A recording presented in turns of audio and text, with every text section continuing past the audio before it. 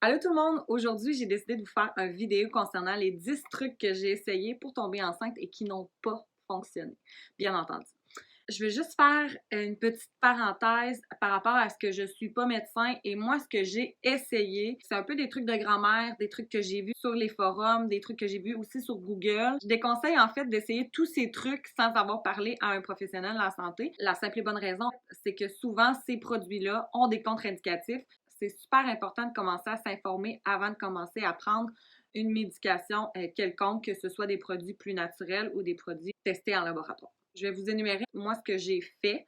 Donc, le premier que j'ai essayé, c'était le thé de framboisier. En fait, ça, on en entend énormément parler, autant pour les femmes qui sont en fin de grossesse, qui veulent peut-être déclencher leur accouchement. Il semblerait-il que ça aide à la fertilité.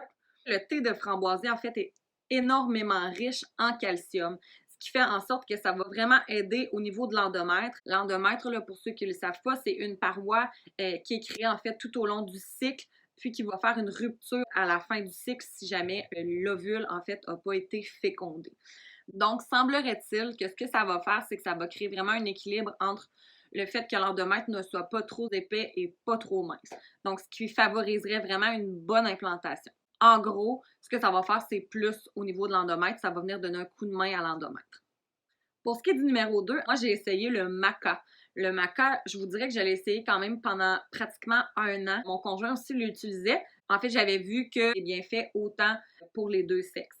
Donc, pour ce qui est du maca, en fait, ce qu'il faut savoir, c'est que c'est quand même une plante qui est naturelle. C'est sûr qu'il y a des vertus pour la femme. En fait, ce que c'est censé faire, c'est restimuler la libido, puis redonner de l'énergie. Pour ce qui est des menstruations, en fait, ça va vraiment diminuer les douleurs menstruelles, ça va diminuer les SPM, mais ça va aussi produire de la progestérone et de l'estrogène, qui est vraiment important là, dans l'équilibre de la femme. Ça va augmenter l'ovulation, puis ça va les régulariser en fait vos menstruations, donc vos cycles vont être plus réguliers. Ça aide encore une fois l'endomètre. Fait que ça peut être un bon coup de pouce en fait. Pour ce qui est du côté de l'homme, c'est censé améliorer la quantité et la qualité du sperme. Donc en gros, tout ce que ça aurait besoin de faire, semblerait-il que ça le fait. Mon numéro 3, en fait, moi je le trouve très drôle parce que c'est aussi quelque chose qu'on se fait régulièrement dire, les femmes qui ont de la misère à concevoir, c'est est-ce que tu as essayé de mettre tes jambes en l'air? Donc ça, je trouve que c'est quelque chose qui est assez drôle à se faire dire. Je vous dirais qu'après un certain temps, quand tu essaies d'avoir un enfant, on a pas mal tout essayé. Fait que les jambes en l'air, ça fait longtemps qu'on a essayé ça. Mon point de vue par rapport à ça, c'est que c'est quand même juste 10 cm de parcours à faire. Donc, peu importe la position que tu auras pour aider à ce que ça descende, je crois pas que la position des jambes en l'air aide à grand-chose. Je voudrais que les seules personnes pour qui ça pourrait changer en fait quelque chose, ça serait les gens qui auraient peut-être des utérus inversés puis qui auraient besoin d'un coup de main.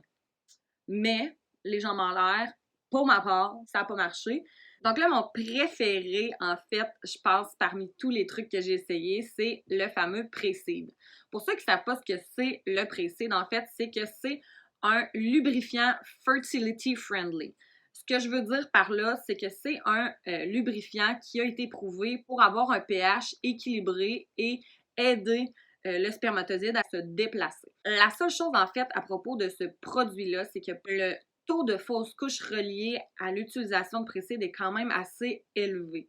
Donc, normalement, le Pré-Seed, c'est bien parce que, habituellement, quand on va utiliser un lubrifiant standard, on va diminuer les chances là, que les spermatozoïdes puissent faire leur travail, tandis que celui-là, il est vraiment fait pour les femmes qui essaient d'avoir des enfants. La seule affaire, c'est que c'est bourré de parabènes. Moi, je le déconseille en fait simplement parce que ce produit-là est bourré de parabènes. Le parabène, c'est des agents de conservation. C'est, veut pas, cancérigène. Donc, moi, pour ma part, je le conseille pas. Je l'ai essayé pendant quasiment un an. C'est 20$ chaque boîte, ça se vend en pharmacie. Donc, c'est sûr et certain que moi, je le conseillerais pas. Je trouve que c'est dispendieux, puis j'ai vu aucun effet. Donc, par la suite, j'ai essayé le EstroSmart. En fait, le EstroSmart, la principale raison pourquoi moi je l'ai utilisé, c'est, semblerait-il, que ça faisait bien pour les gens qui avaient de l'acné hormonale. Donc moi, je l'ai essayé pour ça parce que j'en ai quand même beaucoup, puis c'est quelque chose qui me complexe quand même pas mal. Donc je me suis dit que ça allait être un bon remède pour moi. Encore là, si ça aide au niveau des hormones, ça aide aussi au niveau de tout ce qui est SPM, menstruation, douleur menstruelle tout autant. Ça diminuerait l'endométriose et que ça créerait un équilibre entre la progestérone et l'estrogène. Pour ma part, j'ai détesté prendre ces médicaments-là pour la simple et bonne raison qu'il fallait en prendre 4 fois par jour le matin avant de déjeuner. Pour moi, c'est inconcevable prendre 4 médicaments, puis c'est quand même assez cher pour les résultats que moi, j'ai absolument pas vus. Donc voilà. Mon numéro 6, c'est l'huile d'onagre. L'huile d'onagre, en fait, c'est que c'est extrêmement riche en gras essentiels.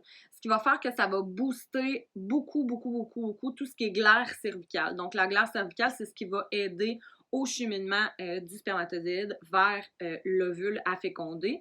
Donc, semblerait-il que ça va créer vraiment une substance qui est comme parfaite pour le transport des spermatozoïdes. Sauf que c'est pas un produit qui a fait ses preuves.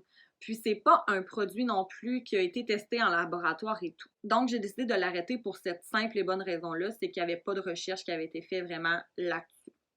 Donc pour le numéro 7, la fameuse pleine lune. Écoutez, moi je suis quelqu'un qui croit quand même beaucoup à l'astrologie, qui croit quand même beaucoup là, à l'influence de la pleine lune. Mais ça m'avait fait vraiment rire à un moment donné. Les gens me disaient, fie-toi à la pleine lune, tu vas voir, ton ovulation va être boostée et tout. Le seul problème, c'est que oui, on s'entend, là, tout le monde, on est d'accord pour dire que les enfants sont fous comme de la merde pendant qu'il y a une pleine lune. La seule affaire, c'est que si jamais, mettons, la pleine lune aurait une influence sur notre ovulation puis sur le fait qu'on soit peut-être plus fertile, il faudrait que notre cycle soit vraiment toujours timé aux pleines lunes. Mais j'ai fait mes calculs, puis mettons, pour le mois de janvier à février, il faudrait que tu aies un cycle de 30 jours. Pour ce qui est de février à mars, il faudrait que tu aies un cycle de 29 jours. Fait que là, vous voyez où je veux m'en venir. Habituellement, un cycle qui va être régulier, c'est un cycle de 28 jours. Donc déjà là, si on est à 30, 31, 29, c'est déjà un cycle qui est irrégulier.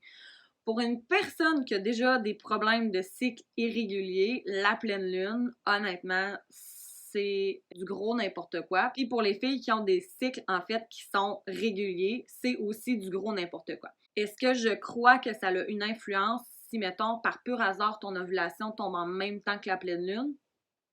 Peut-être.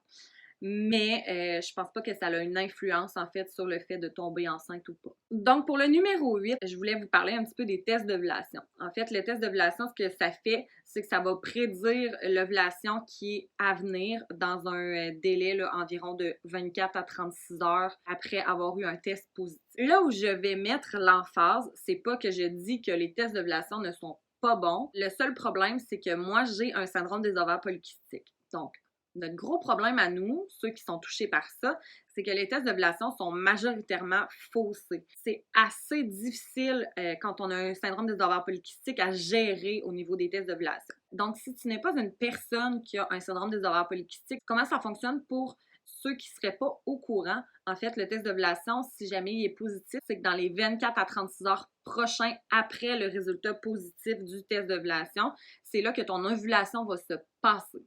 Donc, c'est super important de saisir là, la fenêtre de fertilité au niveau de l'ovulation, de savoir quand elle est le plus favorable. C'est un excellent moyen de s'aider pour tomber enceinte, mais pour les syndromes des ovaires polykystiques, c'est à couteau double tranchant. De là, je vais mettre le numéro 9. Donc, c'est de faire l'amour à tous les jours dans sa fenêtre de fertilité. Donc, habituellement, ce qu'ils vont dire, c'est que c'est un bon 3 à 4 jours avant et 2 jours après l'ovulation. Le truc qu'ils donnaient, en fait, c'était d'avoir un rapport sexuel non protégé tous les jours pendant environ 7 jours en visant comme il faut la date d'ovulation. Donc, là, ça, je trouvais ça super drôle parce qu'il y a des recherches qui ont été faites sur le fait que des relations sexuelles à tous les jours, c'est pas conseillé pour quelqu'un qui essaie de tomber enceinte. Ce qu'ils conseillent, c'est des relations sexuelles non protégées aux 2 jours pour maximiser la quantité et la qualité du spermatozoïde. Et puis pour le numéro 10, en fait, je voulais vous parler du Vitex. Le Vitex, c'est un produit aussi qui se vend, si je ne me trompe pas, chez Avril, qui est un produit encore là qui est naturel. Puis ce que ça fait, c'est que ça aiderait à stabiliser l'estrogène et la progestérone. Donc encore là, une autre gélule qui, semblerait-il, stabiliserait l'estrogène et la progestérone. Ça normaliserait aussi les cycles menstruels, mais encore là, c'est 3 capsules par matin avant le déjeuner. Donc, je trouvais ça énorme aussi. Il n'y a pas énormément de recherches de fait là-dessus, encore là. Donc, c'est sûr que dans tout ce que je vous ai dit, moi, ce que je retiens, là, c'est vraiment là, tout ce qui est médicaments, donc le maca, l'huile d'onagre, le Estrosmart, le Vitex, c'est toutes des gélules. Le seul problème, c'est qu'ils font pas mal toute la même chose. Donc, ils vont venir régulariser la progestérone et l'estrogène. Là où je mets mon petit bémol, c'est que le problème avec ça, c'est que c'est pas nécessairement parce que tu le prends que tu en as besoin. Donc, est-ce que tu es déjà en carence de quelque chose? Est-ce que tu es en surdose de quelque chose? Donc, c'est super important, comme je vous disais, de consulter un spécialiste de la santé avant de prendre ces médicaments-là, parce que je crois pas que ce soit la solution. Je crois que ça peut juste créer d'autres problèmes. Donc, c'est super important de faire ces recherches comme il faut. Même si moi, j'ai fait énormément de recherches là-dessus, je me suis rendu compte à chaque fois que je commençais peut-être 2, 3 semaines, un mois de médication. Encore là, vous comprenez ce que je veux dire. Puis au bout du compte, je me rendais compte que je comprends que ça prend environ 3 mois avant de faire effet. Mais après ça, je me raisonnais puis je me disais, ben dans le fond, pourquoi je prends ça? Pourquoi je fais ça? Puis je me rendais compte que ça valait pas la peine. Puis j'avais toujours peur un peu de me dire, est-ce que je prends ça, mais dans le fond, c'est pas fait pour moi puis c'est pas bon pour moi? Fait que c'est vraiment, comme je vous disais, puis que je vous répète, c'est super important de consulter quelqu'un du domaine de la santé pour poser des questions comme ça. Donc, c'est ça. Faites attention à ce que vous voyez, en fait, sur Internet. C'est super important de bien s'informer, d'être conscient là, de ce que notre corps a besoin avant de lui donner là, vraiment là, un supplément que notre corps a peut-être même pas de besoin. Donc, ça ressemble à ça vraiment pour le volet des choses que j'ai essayées. Il me resterait là, les huiles essentielles, je vous dirais, à essayer. Il me resterait l'acupuncture, l'ostéopathie. Puis, je vous dirais que ça complète vraiment bien le sujet dont je voulais vous parler. Pour ceux qui sont en essai et qui savent plus trop quoi faire, ben désespérez pas. Puis pour ceux qui sont en essai mais qui viennent juste de commencer, faites attention à ce que vous utilisez puis à ce que vous voulez consommer sur une base régulière pour essayer de vous aider à tomber enceinte.